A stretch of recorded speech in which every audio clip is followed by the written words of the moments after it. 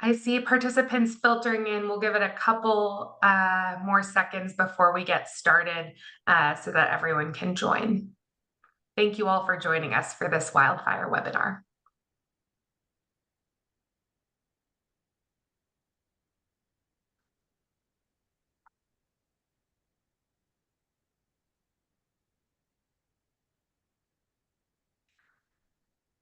All right, I'm going to start us with a couple of housekeeping items. So let's get started with our second Cascadia webinar of 2024. My name is Emily Fletcher, and I work with the Cascadia Innovation Corridor in support of our aspiration to make Cascadia, which stretches from Vancouver, BC to Portland, Oregon, the world's first sustainable mega region.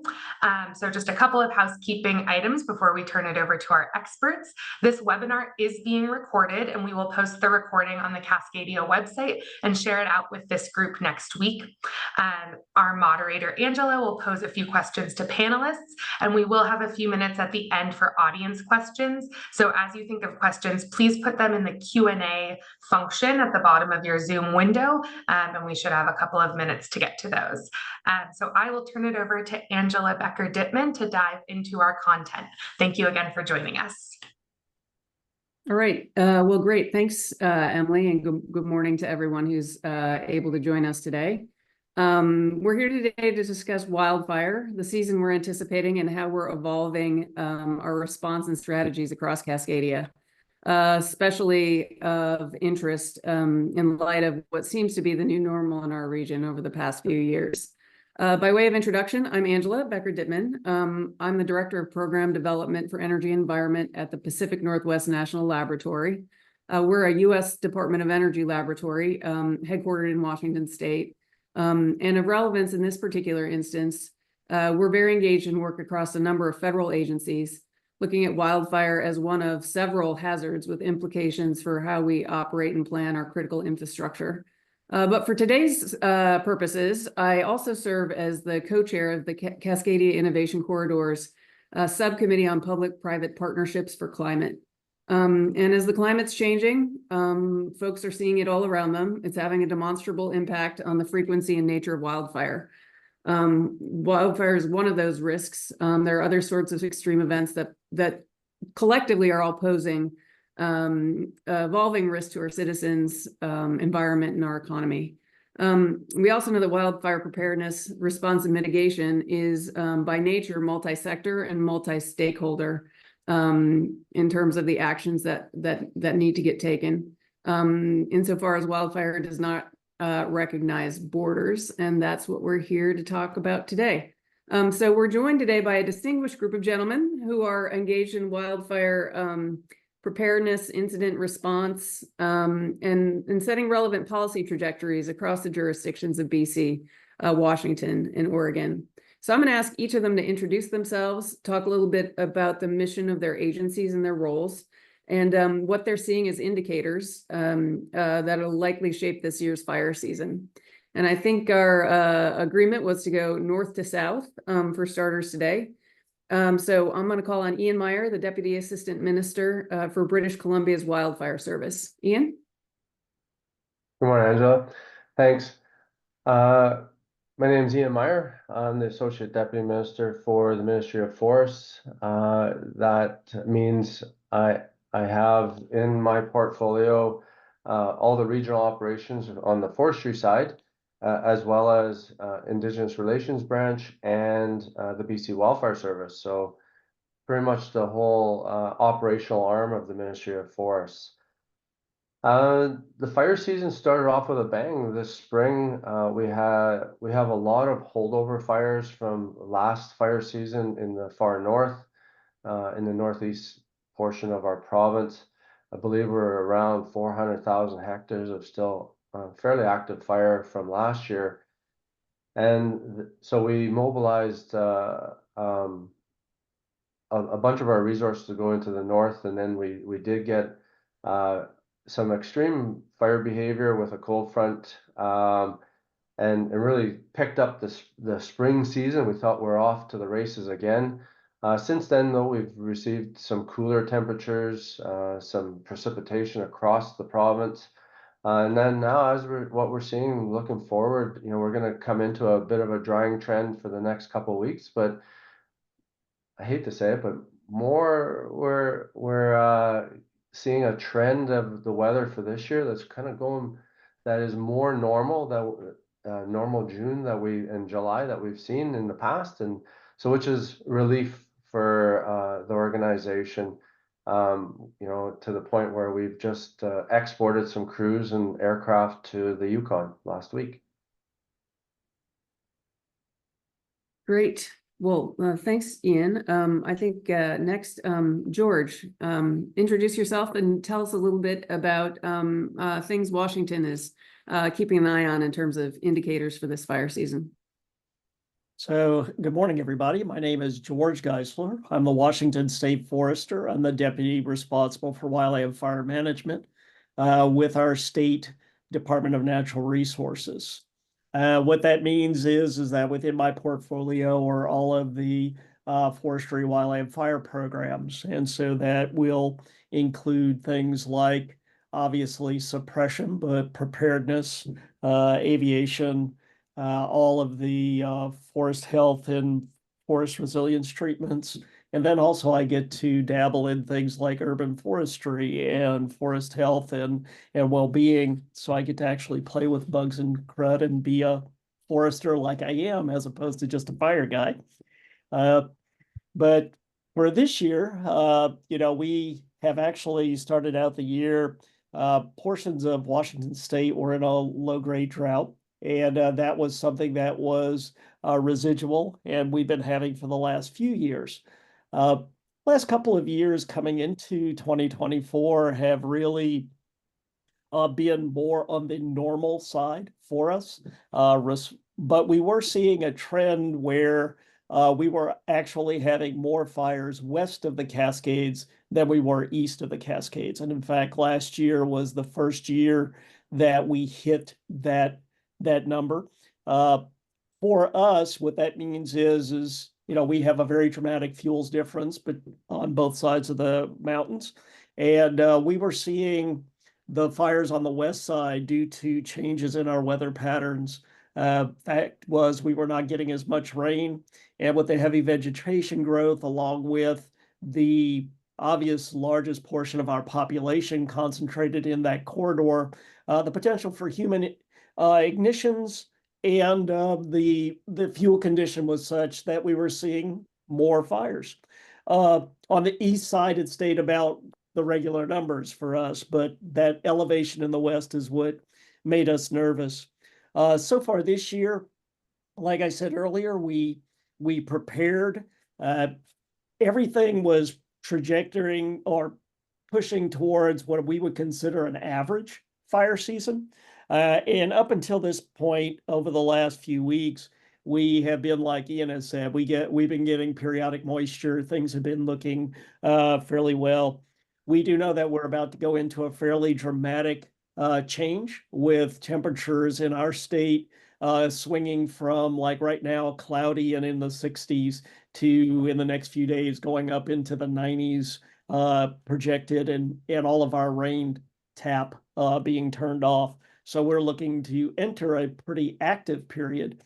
With that being said, we have still been exporting crews. Alaska has been having significant fire activity, so we have personnel up in Alaska, as well as we've exported crews to other parts of the U.S. through our compacts and state-to-state agreements, and we hope to continue that. But we continue on with just looking towards what we think will be normal, with some spikes through the year. Very good. And then finally, Doug Graff from Governor Kotek of Oregon's office, an advisor there on wildfire. Doug, love for you to comment on what we've heard from Ian and George, and whether that maps onto what you're seeing in Oregon. And maybe also tell us a little bit, George just hinted at, sort of the differences in approach, perhaps on the west side and the east side in Washington, but sort of how you see policy evolving in Oregon as we're sort of continuing to think about implications for preparedness and strategies across the region. Okay, name is Doug Graff. I serve as Wildfire Programs Director, Advisor to Governor Kotek on wildfire programs in the state of Oregon. Of interest, the state of Oregon invested significantly in broadening wildfire programs in the state across many disciplines, and created my position in the governor's office to support those programs across 11 agencies. So my purview is to oversee wildfire programs for the state, which includes our readiness and response, primarily through the State Fire Marshal and Department of Forestry as response and readiness agencies.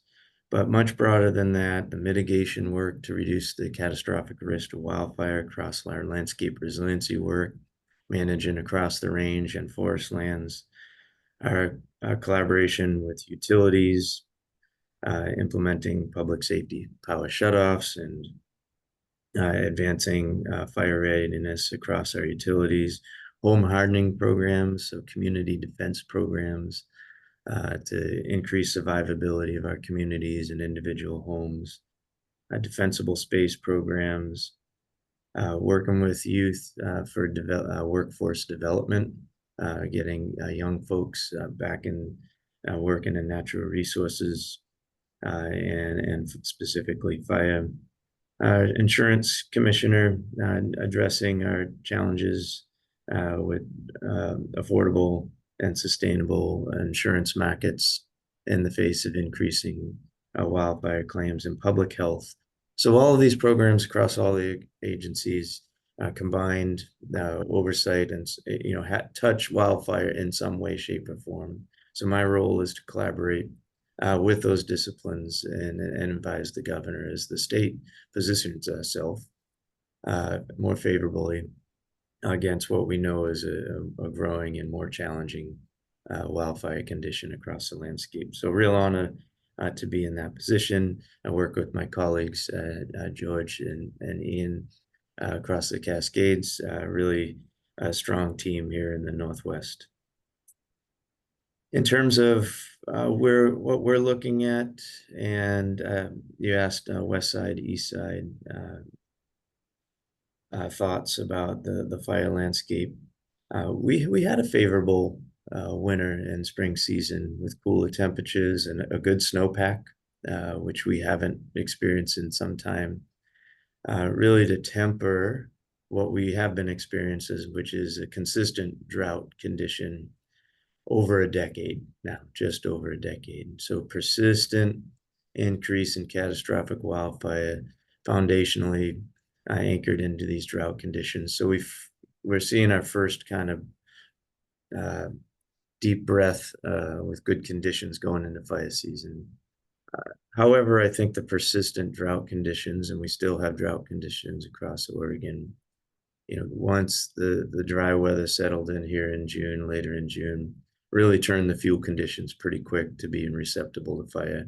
And we saw what I would consider an average to a light fire season up until last week turn to a more active fire season this last week. 7 fires ranged from 1,000 acres to 20,000 acres across the state, from just a small bit of lightning, a few human-caused fires, and it feels like fires are acting like mid-July. So just in a couple of weeks, all that favorable condition, I think, turned on us. The predictions are for above average July, August, September fire season, largely east of the Cascades. But what is of interest in Washington is experiencing this, as George articulated, where we see our heavier fuel conditions, larger timber on the west of the Cascades. We're seeing that be more susceptible for large fire conditions and growth over the past decade, and that's what we would anticipate again this year. However, those next 3-month conditions is above average, really driven by that drought on the eastern Oregon. So we're ready. We've been growing our programs over the last decade with really the most significant input in 2021 when the full suite of wildfire programs was created by the Oregon legislature and continues today with my position. And then I am advised by a 19-member advisory council to guide wildfire programs, investments, policy, development, long-term by a volunteer citizen group appointed by the legislature to guide the wildfire programs. So thanks for having us today. Looking forward to the conversation.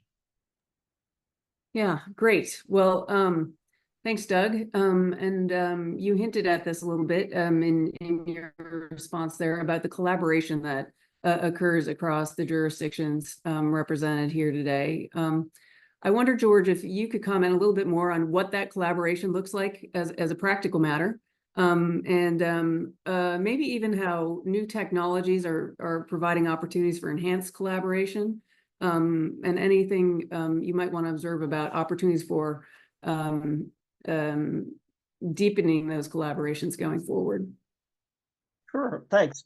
And I think it's really important for everybody to understand that, wildland fire response is very different from structural response in that it is truly a coordinated effort across the entire US, across all of North America. And we do this through what is known as the master agreement, which means that we have an agreement with all of the federal agencies responsible for wildland fire and, in fact, emergency response through the Stafford Act. But then also to work with my friend Ian north of us, we have a compact. It's authorized through federal law, and we routinely move resources back and forth between Canada and Washington and Oregon and through that compact agreement. This is separate from the State Department agreements, but it allows for province to state agreements. So again, personnel, equipment, everything can move across the boundaries. And then even within the local agreements, you'll notice that local fire service is primarily this early response on most wildfires. And we have, again, agreements with these. They are moved around the state, around the country, and across Canada, across the border, really to try to allow resources to go where they're most needed. So coordination is key. That actually has expanded even further as we look at things like detections and trying to look for, here in Washington, we are putting up more and more detection cameras. I do know that, there are camera systems with our federal partners, with state partners, both south of us and north of us, who are going in. And again, we try to coordinate those type of technologies and at least share the information as we're going forward. Even with the idea of this going outside of Cascadia, we actually share technologies across the U.S., be it satellite technology. Now we are looking at ways that we can utilize other forms of technology that is not just information sharing or resource movement, but we're doing things like drones. We have very extensive aircraft systems that are collecting LIDAR and other forms, infrared, other forms of data that is allowing us to get into a situation where through a common operating picture, anyone that is managing a fire has all of these tools available to them. Quite frankly, the movement with technology is at times outpacing those of us that are utilizing it. You always made the joke that in wildland fire, we thought technology meant solid state ignitions on a chainsaw. But now with the way that we are able to collect data, we're actually now even looking more and more at how do we utilize it. And where there's technology that is coming on board through, of course, with the use of AI to digest it and summarize it, but then also to make it into formats and be able to transmit the information and share information to folks that are remote in the field, maybe do not have a cell service or do not have easy access to the home unit. So again, I think technology has gone a broad spectrum of individual products, such as the specific data point, all the way up to sharing of resources, and then also with the idea of how do we best take data, put it into information that can now be utilized to more effectively suppress, as well as mitigate the effects or potential for fires through things like fuels treatments, community preparedness, and all of these other things. So technology is hitting through all aspects of what we do. It's no longer government driven. A lot of this is being done in the private sector also, with what I would call the non-traditional partners. One of the bigger ones that we have talked to has been Lockheed Martin, who is well known for its defense, but now bringing that type of technology to wildland fire. And then those that you might not think about, like Google and Microsoft and others, who essentially are taking their brain power and applying it to the problem of wildland fire now. Very interesting. Ian, I'd love to get your thoughts as well on this topic of collaboration across jurisdictions, and how you're approaching the use of new technology. I'll circle back to a point George made also in a minute around how maybe the technology is surpassing our ability to figure out how to use all this new data in the field effectively, and love to get your thoughts on that. Yeah, it's the collaboration. As George said, we do a really good job of moving resources around in response. What we're really looking at is taking a deeper dive into how we move, how we collect the data, how we share the research. In the last couple of years, BC Wildfire Services built a research and innovation team, and that really their focus is to understand the challenges of the organization, and then figure out how we collect that research and do that research.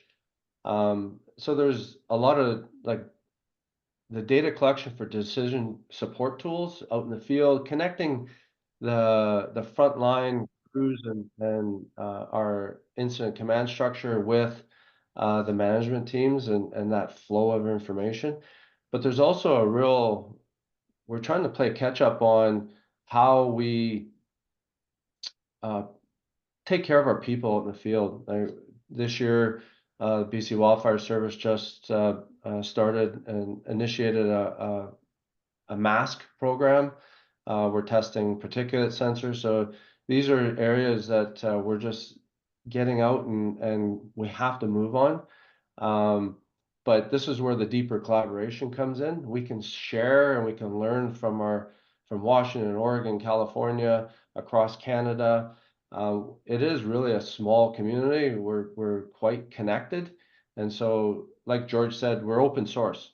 We'll share whatever as long as we can steal it back as it gets improved, and so that's how we really start to.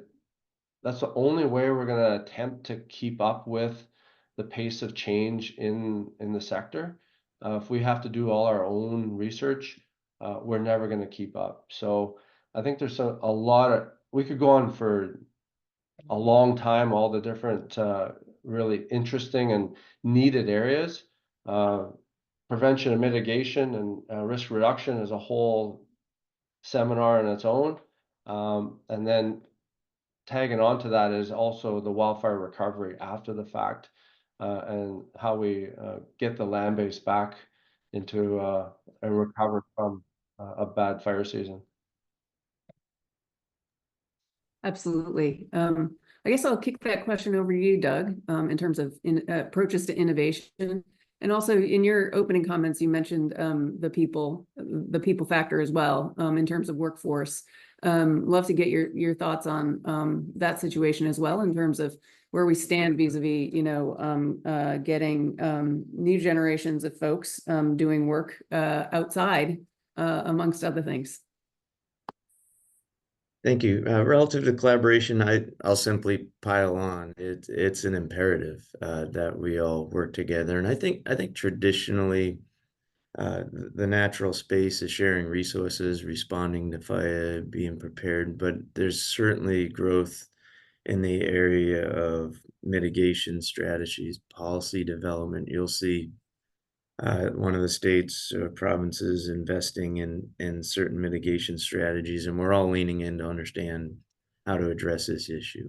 How is each province or state learning from their experiences? How do we share that? Spending a lot more time there. Shout out to the universities who are collaborating across the Cascades, from BC to Oregon, specifically, for example, University of Oregon Hazard Lab. We already mentioned the detection camera work. There's significant investments in expanding those programs. And more recent program out of University of Oregon, the Center for Wildfire Smoke uh, uh, Research and Practice. So understanding how prescribed fire can mitigate catastrophic wildfire, and what are those smoke impacts relative to the catastrophic wildfire smoke impacts that we've all been experiencing across our boundaries. Fire knows no boundary, and smoke knows no boundary. So this public health component of wildfire, that growing significance and collaboration on how we protect public health while addressing this wildfire crisis. There's another couple examples that no state or province can do this work on our own. We've known that on the response side for decades. And I'd just say there's a growing collaboration on all these fronts as we try to address new budgets, policies, programs across this region. So very encouraging. And the follow-up question, Angela, I did not write that down, but workforce. Certainly, a growing workforce is important. So one of the investments from Oregon was looking at our youth programs and putting youth to work really at the end of school, in between colleges, and really getting some life experiences for the next generation. Is one specific youth corps program, and we've seen that applied across the state, very beneficial. And what they're doing is establishing defensible space around our most vulnerable communities. So that program's been very effective, but largely a growing workforce and that traditional fire response and readiness, but also the technology evolution. I think there's a lot of space. Wildfire touches every component of our social fabric, and we need ingenuity and creativity to address this challenge long term. I think workforce will continue to be the place we need to focus and invest in and support individuals going into those fields. Great. George, I'd love to get your thoughts on workforce and what you're seeing in Washington along those same lines. Yeah, I think there's a universal, like Doug said, because kind of understanding that we have to invest more and we have to encourage more folks to come into this line of work. I think some of the biggest barriers that we have in that is that we talk about how our fire years are changing. We've talked about the fact that we are having more fires, longer periods of time. Wildland fire response was historically a seasonal job. These were positions that were hired. They work for 3 to 6 months, and then they go and they are no longer working for the agency, and they come back the following year. With the longer fire years, more active fires, we're seeing a transition in it from a seasonal model to a full-time model. And in fact, in Washington State, we have, historically just had about 600 seasonal positions, and then very small numbers of full-time firefighters. That dynamic is changing as we bring on more and more full-time firefighters. And the idea being that these are now folks that are not just doing suppression, but they also have other duties, be it community preparedness, be it fuels treatments and planning. And basically what we're trying to do is transition this from something that was seasonal, that it was challenging to get a workforce in, to making it and showing it as the profession that it is, where folks can come into this line of work and actually make a career out of it as a wildland firefighter. That is very important to a lot of folks now. This idea of how do we attract, how do we make sure that people realize that it's not just something you do to pay your way through school anymore. And so there's a huge dynamic here. A lot of it, like I said, is due to that longer fire period. It's a fire year is what is termed now. But it also has to do with the generational changes as people are looking and looking at work in the outdoors. That has kind of gone away in a lot of our type of coursework that we do now, or any type of counseling that we do to students and exposing them. So like what Doug mentioned, of getting more and more exposed to the type of work we're doing, the type of work, and basically marketing ourselves as, it's a relatively cool profession that you get into when you're working in natural resources. I think we all acknowledge that, but people need to see themselves in that. Angela, can I tag on to? Please do. Everything George said completely resonates with me in British Columbia. We've grown our workforce in the last 3 years around 55%. And so with that comes its own challenges. You need spaces to put people, so you need office space, and you need capital to invest in buildings and vehicles and things like that, but also the training. And, like George said, we're shifting to a year-round. BC is a multi-hazard agency, so we do respond to other agencies. So having people, we've always had people year-round, just not the number that we need and where we're going.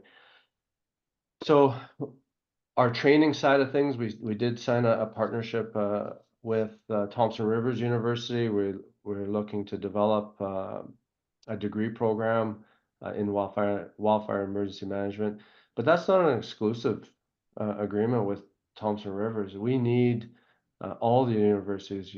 There's great work being done at University of British Columbia, University of Northern BC, and leverage that network of universities to bring research into our training. So we're evolving. One of the gaps in British Columbia is having research that is from BC. And so we're learning about the efficacy of fuel treatments from British Columbia, our ecosystems. So it's really important that we have this its own ecosystem of training and research with strong relationships with our universities.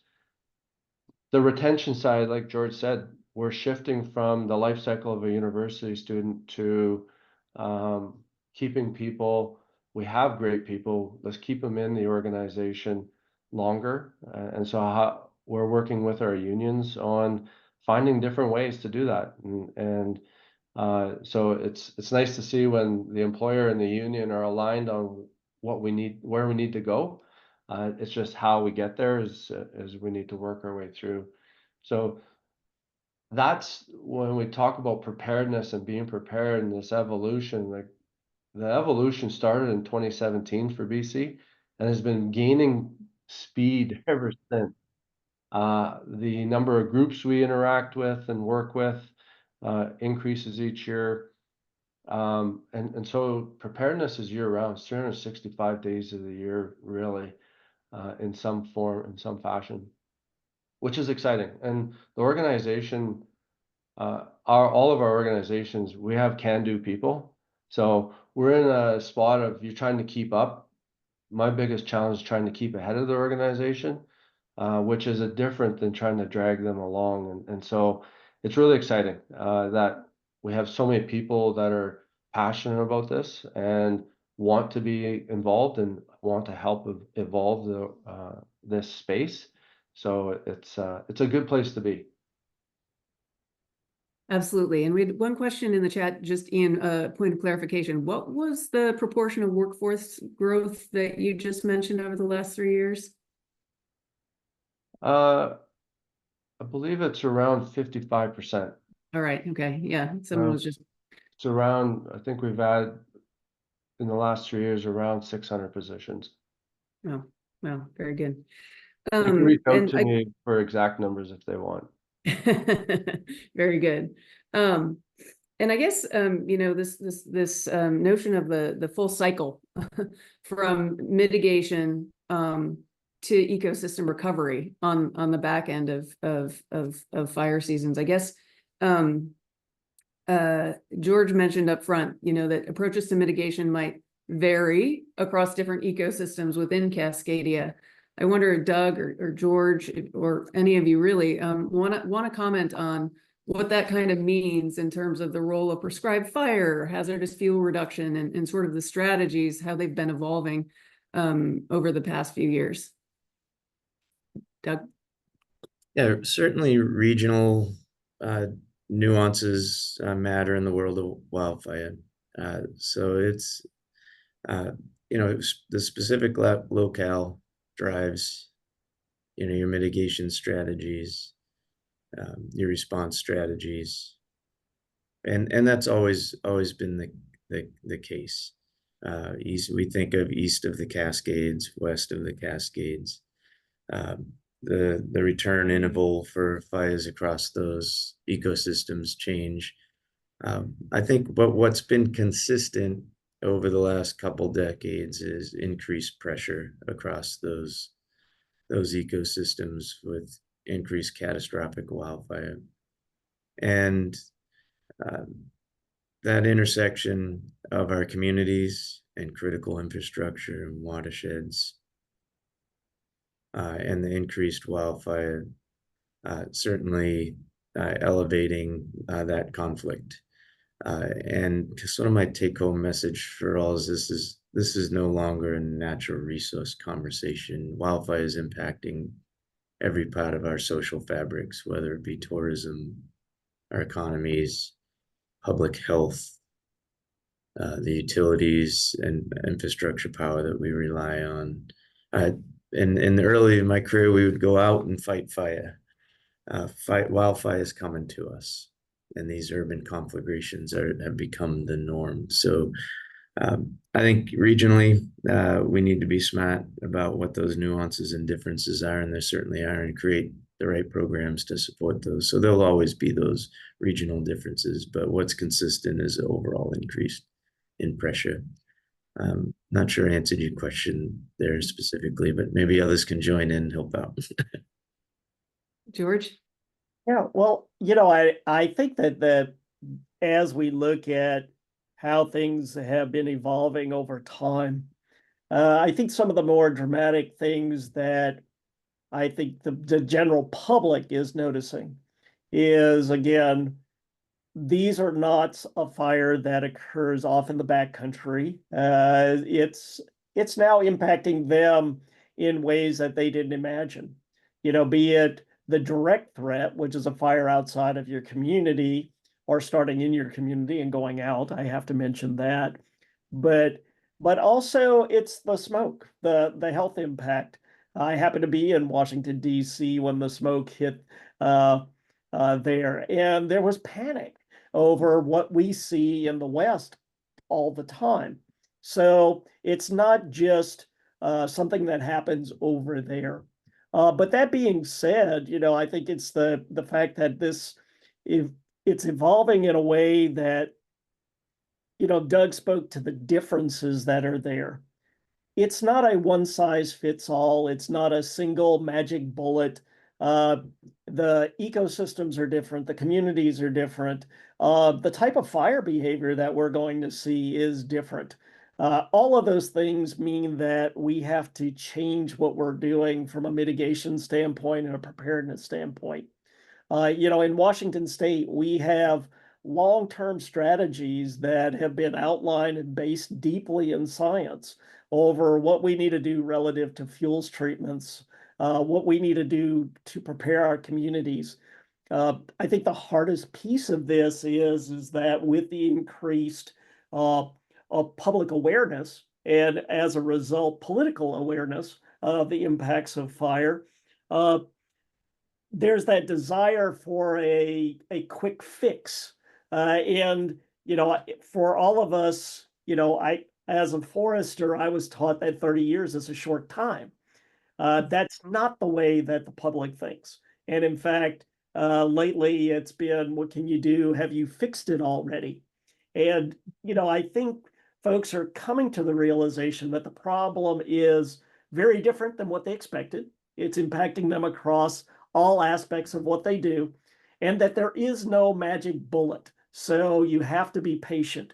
You have to be persistent. You have to take to the plan and work it. And not only work it, but guess what? That has a return interval because plants grow and things change. And you can't just say, I fixed that problem and I can walk away. It is a continuous change that changes our mindset and changes how we address the problem. So it's a long-term strategy that a lot of folks have moved towards, as opposed to the belief that we can do this and it'll happen quickly. So it's a change in climate, it's a change in understanding, it's a change in the tactics we use, and really it's revolving around a giant paradigm shift for all of us. Absolutely. Thanks, George. I've got another question from the chat, actually, that sort of dovetails with that. Your observations there, and that referenced the tragic losses of life we've seen recently in Hawaii and California and Colorado. How are you thinking about education in the urban centers, Portland, Seattle, and Vancouver, which are seeing more and more of, you know, the evidence of, as Doug said earlier, the ways in which fire is impacting all different aspects of our sort of public life. How should we be thinking about fire in those urban centers? Risk, as well as sort of the causality of what people are seeing in front of them. Sometimes later in summer with smoke in those areas that hadn't previously seen much of that. Doug? I can take a first run at it, folks. I would offer the world of wildfire has changed, not just the response readiness, but most significantly for me, I'm thinking about the impacts to the insurance industry, impacts to public health, the road to recovery following large fires was natural resource based. Now it's about housing and rebuilding workforce and critical education school systems that are suffering as people move away from rural areas that are impacted by wildfire. This issue, I begun to think about wildfire, you know, the tip of the spear, if you will, of a climate adaptation strategy. And I think other disciplines will follow as we think about drought conditions, water security, energy security. I think wildfire is in this position at the tip of the spear of nationally and internationally us thinking about climate adaptation strategies. So we're seeing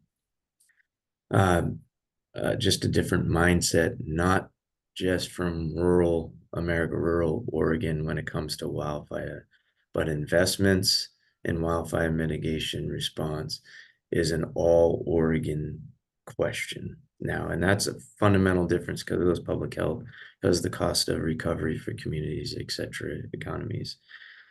So I like to think about it as a climate adaptation strategy because the conversation then becomes larger than just wildfire, where this is the canary in the gold mine for a lot of other things. So a more mature conversation about climate adaptation strategies is evolving, I think, because of our experience with wildfire. And we'll focus all my energy on addressing wildfire, and we're making some great strides because all Oregonians are seeking solutions now. and we have more perspective and diversity in that conversation. So I'm hopeful that we continue moving these programs forward, but there's bigger conversations to be had, given I think wildfire is the tip of the spear. Absolutely. Another question from the chat here. It gets back to the people question. What's being done to make wildfire management safer for those who are employed to fight them? With the longer seasons and more intense fires, staff is being asked to do more than before. Your thoughts on that? George? Sure. I mean, the idea that, going back to what I said earlier about it becoming a profession, but, I think the risk of what wildland firefighters face and what they do for the long time has been kind of underestimated. There's been the pictures of, forest rangers going into the local bar, grabbing a whole bunch of people back in the 1920s and taking them out to fight a fire. And but our fires have changed. Fire behavior now is dramatically different than when I started fighting fire 35 years ago. And so the behavior, the risk, the types of fires that these men and women are going into is very different. And as we get into the built environment, they're also not only exposed to what would be released and the toxins that would be released during a forest fire, but now we're dealing with everything that a structural firefighter would, where garages are burning and you have oils and pesticides and chemicals. So all of that to be said is that, yes, it is risky. Yes, it is something we acknowledge. In addition, we have a unique thing that's the mental aspects of it.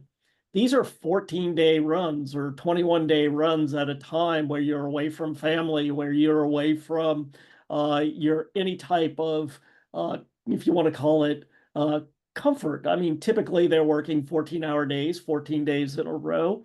So all of that to be said is that this is a very stressful environment too. It's not just the physical side of wildland firefighting.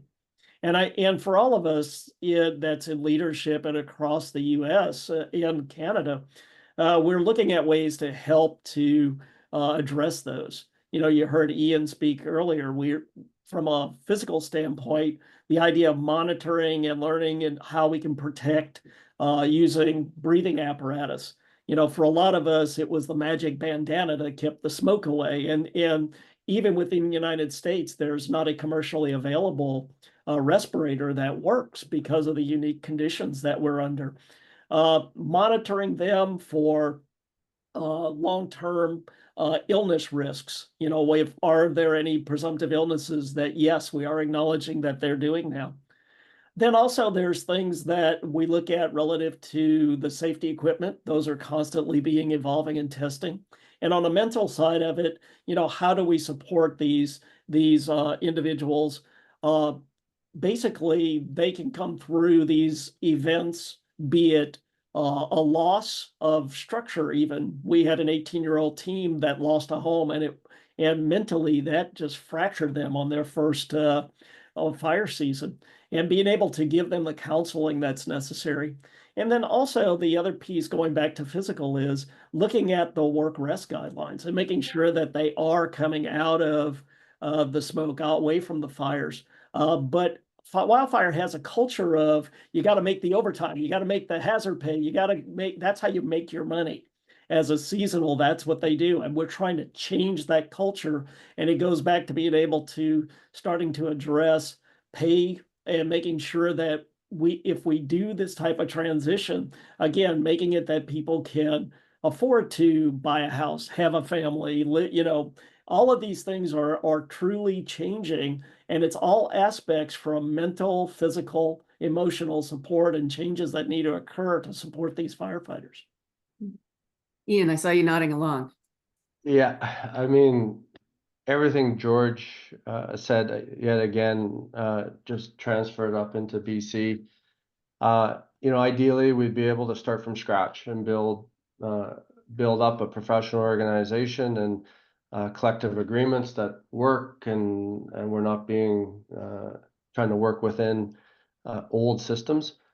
It's not the world we live in. So yes, there are a lot of challenges, but we are slowly working our way through it. And it goes back to the collaboration opportunities.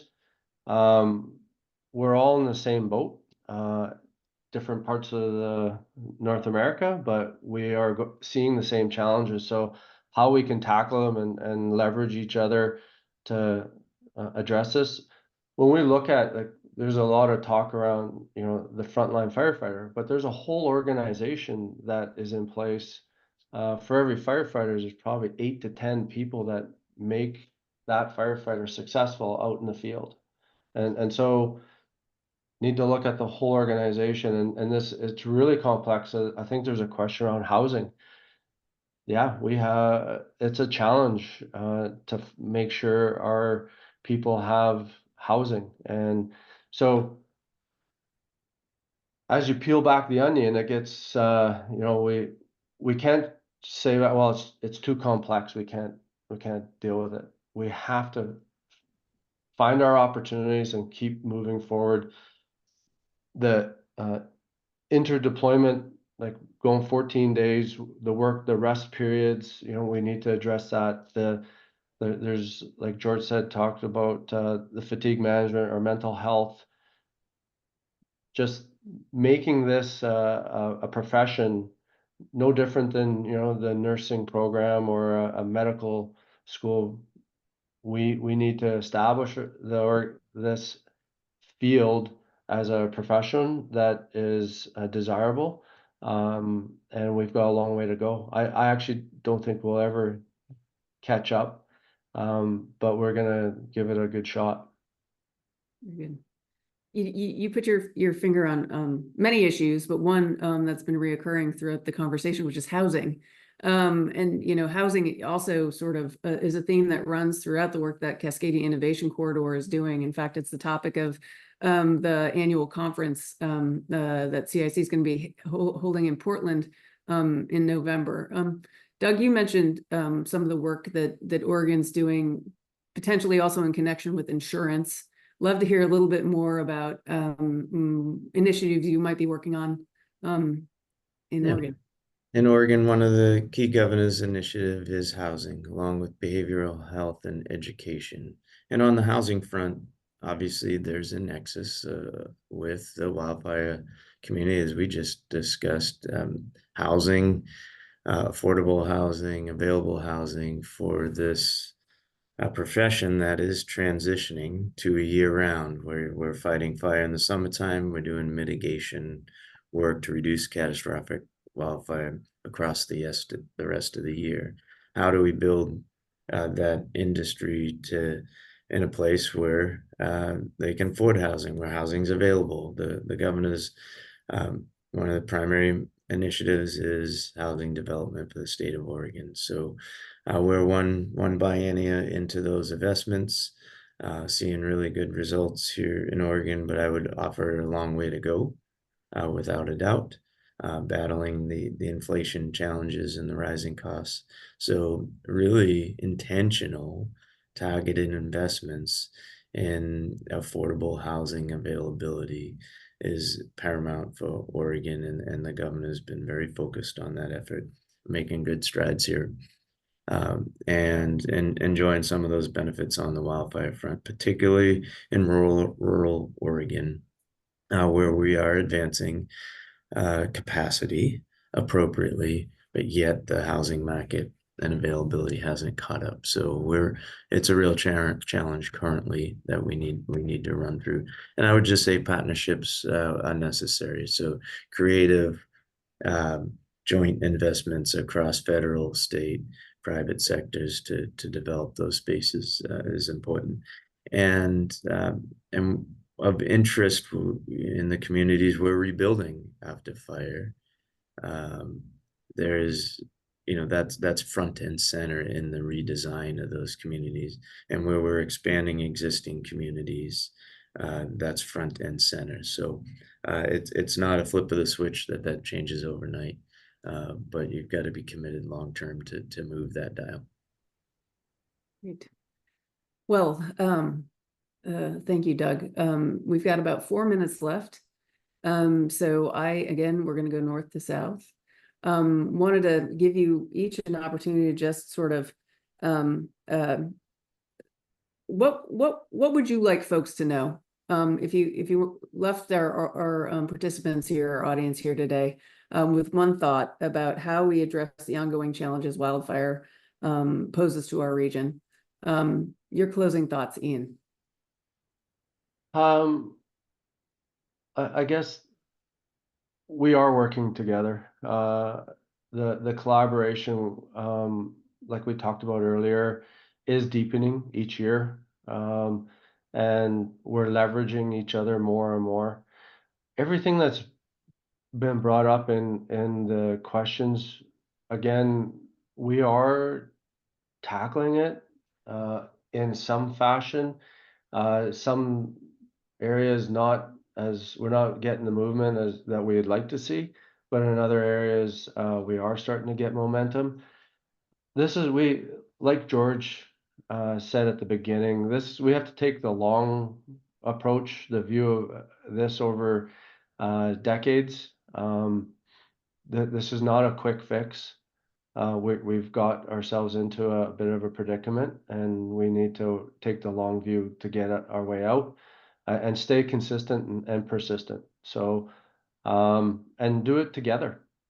Where no one person is going to be able to solve this. So,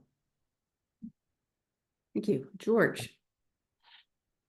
So I would say yes, what he said to Ian. But I will also add a little bit to that, in that for everybody that is, part of this webinar today, I think I would like for them to realize that it's not us who are going to be just solving this on our own. Everybody needs to realize that they are part of the problem. Human-caused fires are still the biggest chunk of what we do, despite the best efforts of Smokey Bear in the United States. But they're also part of the solution, because, like I said earlier, sometimes, folks like myself, you hear about ideas from some of the most, let's just say, non-traditional groups ever. And you got to take back and go, well, that's not a bad idea. So again, for everybody, and for those that we saw about, well, what are you going to do with Seattle or Vancouver or others? I think it's just making folks that get to that realization that they're not exempt from being a part of this as the problem and a solution. And I think Smoke does a pretty good idea of reminding them. But again, I think the idea that they do have a role, and quite frankly, going back to the patience that we'll do it together. And last word, Doug. I'm always inspired by meetings like this when I look across the region and see peers. We've got great leadership. We've got great attention on this matter. I'll leave the group with a hopeful stance. You combine those two components, we're heading down the right path. We got a long way to go, and it's going to take durable and long-term solutions. Thanks for having us. Absolutely. Well, thank you all for joining us today and giving us your perspectives on the fire season in which we find ourselves, but also the long-term view of where we need to head, and the sort of unique combination of issues that we're going to continue to need to grapple with, that again cross sectors and cross borders here for the foreseeable future. So thank you for that, and thank you for all the work you do as a resident of Cascadia, good luck this season. thank you very much. Thanks a lot. Bye, guys. Appreciate You the bet. I think so.